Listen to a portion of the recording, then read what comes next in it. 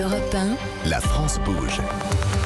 Elisabeth Assayag. Et c'est parti pour les trophées européens de l'avenir. Chaque jour, elle ou ils exposent leurs projets d'entreprise. Ils ont 1 minute pour convaincre notre témoin du jour. Aujourd'hui, elle est exigeante, elle est attentive, elle est bienveillante. C'est une experte aussi.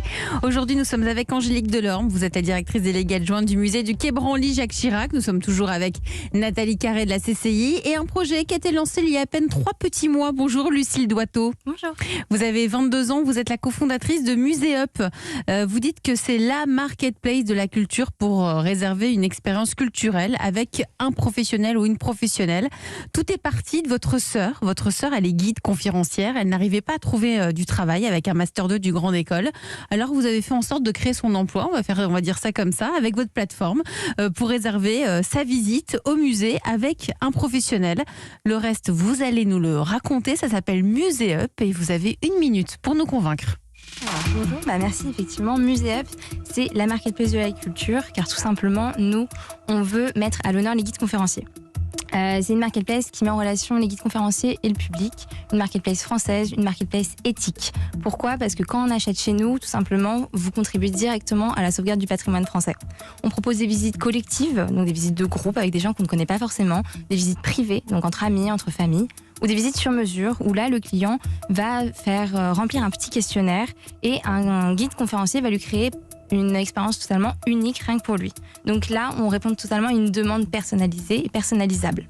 Donc voilà, nous, notre but, c'est de pouvoir un petit peu donner envie aussi aux jeunes d'aller vers la culture dans les musées, en donnant aussi en offrant des expériences un peu plus ludiques. Donc on a des expériences, on va dire, traditionnelles, des expériences de musée, des visites de quartier, mais aussi on va proposer des escape games, des chasses au trésor. Donc j'entendais Angélique tout à l'heure parler effectivement d'escape game au musée du Quai Branly, je trouve ça génial.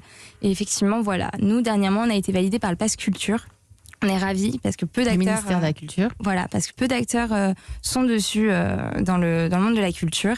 Nous, vraiment, l'idée, c'est de vouloir démocratiser la culture au maximum, faire le maximum de partenariats avec les institutions culturelles et pouvoir donner cet accès. Cet accès à la culture, voilà. Accès à tous. Merci Lucille Doiteau pour Muséup. Je me tourne vers Nathalie Carré qui est en charge de l'entrepreneuriat à la Chambre de commerce et d'industrie. Nathalie, quelles sont les forces et les faiblesses de Muséup ? Alors pour tous ceux qui ont déjà essayé de réserver un guide conférencier pour visiter une ville ou un quartier et qui se sont retrouvés confrontés à des pages web de simples numéros de téléphone à contacter, donc on tombe sur les répondeurs, merci. Donc vous l'avez dit, vous avez des visites en groupe, individuelles, escape game, ça permet vraiment de laisser le choix du mode de visite et donc d'attirer un public plus large. Mais vraiment, votre belle innovation, c'est la possibilité de pouvoir créer la visite qu'on veut, avec le thème qu'on veut, dans le quartier qu'on veut. Alors quelques suggestions puisque vous démarrez. Alors pour commencer, quelques détails sur le site internet, mais qui peuvent vraiment améliorer l'expérience des utilisateurs, puisque le mot est à la mode. Alors j'ai voulu réserver une visite, mais je suis tombée sur beaucoup de victimes de son succès. Est-ce qu'il serait possible de recevoir une notification lorsque la visite qu'on souhaite sera de nouveau disponible ? Puis j'ai commencé à réserver une autre visite. Le système propose de choisir le jour de sa visite, mais en fait, sous le sélecteur de dates, il y a des dates imposées. Du coup, on ne comprend pas très bien si on peut choisir ou pas. Quand le prix de la visite que vous proposez ne comprend pas l'entrée au musée ou au monument, vous pouvez ajouter un lien vers la page de réservation en ligne du lieu en question. Ça évitera que les clients n'oublient et qu'on perde du temps le jour J. Il manque une information aussi importante. Est-ce que le fait d'avoir un guide nous permet d'éviter la file d'attente ou pas du tout ? Ça, c'est un point fort. Ensuite, est-ce qu'on peut visiter des musées avec vos propres guides, puisque la plupart en proposent déjà, ou pas du tout ? Et puis enfin, pour la création d'expériences sur mesure, il y a un formulaire à remplir avec nos envies, mais ensuite, qu'est-ce qui se passe en fait ? Expliquez comment la demande est traitée, dites que l'entreprise démarre et que vous n'avez peut-être pas encore suffisamment de guides disponibles pour tout assurer. Puis d'ailleurs, profitez-en pour demander à l'internaute s'il ne connaîtrait pas un guide qui serait intéressé pour rejoindre l'aventure, de la transparence et de la solidarité. Vous proposez des escape games, sauf que chez vous, c'est un concept un peu différent parce que c'est un guide qui joue les animateurs. Donc peut-être que vous pourriez appeler ça escape game animé ou guidé, pour marquer la différence, sinon voilà, un escape game qu'on connaît. Enfin, le plus important, c'est que vous parlez d'expérience. L'expérience, d'ailleurs, ce mot a été prononcé au moins 100 fois pendant cette émission. Oui. Et ça désigne l'ensemble des émotions et des sentiments ressentis par le client. Et vous, pour ça, vous remettez l'humain et le talent d'orateur du guide au cœur de la rencontre et de la découverte. Parce qu'en fait, ce qui fait qu'on a adoré une visite, c'est moins le lieu visité que les émotions que le guide a su nous faire partager en commençant par la joie. Donc n'hésitez pas à miser sur ces talents pour motiver les familles à sortir, à expliquer comment vous les sélectionnez, à mettre des extraits de visite qui permettent de percevoir qu'on va passer un bon moment. Parce qu'avec Muséup, le monde est un musée et vos guides nous ouvrent les yeux, les oreilles et le cœur pour en découvrir toutes ces merveilles. Alors, qu'en dites-vous? Merci Nathalie, qu'en dites-vous Lucille Doitot? Il y a plein de choses. Ouais, c'est ça, merci pour ces conseils. Mettre en avant l'expérience, c'est-à-dire, elle a raison finalement. Un lieu va nous marquer, mais les émotions qu'on va en retirer pendant ce moment vont aussi être gravées. Ah, totalement, effectivement, justement, pourquoi les guides conférenciers? Nous, notre plateforme, elle est ouverte qu'aux guides conférenciers pour ne pas avoir des guides amateurs, ce qu'on voit souvent sur les autres plateformes. Et justement, nous, on passe un entretien avec eux de 3/4 d'heure, 1 heure. Et justement, ce qui est la richesse de Muséup, c'est qu'ils sont passionnants et ils sont passionnés. Donc, c'est vraiment ça où on sait que ça peut marcher.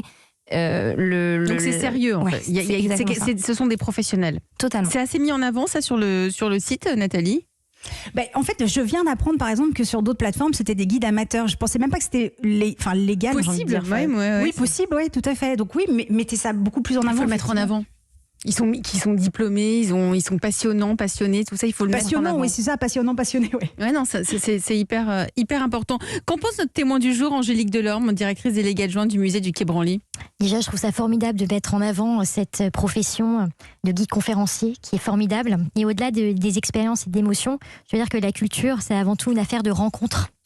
Et moi-même, c'est d'ailleurs un guide conférencier qui m'a donné envie de faire ce métier. Je le salue, Claude Marty, meilleur guide conférencier de Paris. Et c'est vraiment des rencontres qui nous éveillent notre curiosité et nous donnent le désir d'apprendre. Donc vraiment bravo pour cette initiative qui est un outil précieux de démocratisation culturelle aussi, parce que ça permet d'élargir aussi le scope des personnes touchées et vraiment éveiller à la culture grâce à cette transition. Vous travaillez déjà un petit peu sur le musée du Quai Branly, Lucille? Alors pas encore, mais alors peut-être que vous allez pouvoir échanger hors antenne. On vous laisse partager tout ça. Vous avez besoin de quoi, Lucille? Comment pouvons-nous vous aider? Je crois que vous cherchez potentiellement à aller vers une levée de fonds pour faire grossir le projet. Vous avez été incubé à la station F, c'est important de le dire aussi, ça. Oui. C'est un gage de sérieux. Surtout qu'à la station F, il n'y a pas beaucoup de startups dans la culture, donc on est vraiment très content d'en faire partie et d'être plutôt bien vu. Et effectivement, on n'est pas du tout fermé à une levée de fonds, bien au contraire. Et nous, vraiment, ce qu'on veut, c'est aller vers le plus de partenariats possible avec le plus d'institutions culturelles possible afin de démocratiser la culture et de pouvoir donner cet accès à tous à la culture. Muséup, ça s'appelle, c'est la marketplace de la culture. Merci Lucille Doitot d'être venue aujourd'hui dans La France Bouge. Et puis si vous aussi, chers auditeurs, vous avez envie de nous envoyer votre projet d'entreprise, si vous avez envie de venir pitcher, il n'y a qu'une seule adresse, Nathalie. Et cette adresse, c'est e1-lafrancebouge@europe1.fr et promis juré, Charlotte Barrican et moi, on lit toutes les candidatures. Et vous aurez peut-être la chance de faire partie de nos candidats en route pour les trophées européens de l'avenir. 13h55 sur Europe 1. À suivre, Sacha préparait l'ENA, il travaillait dans la politique. Aujourd'hui, il est ébéniste. Demain, je change de vie. C'est dans un instant.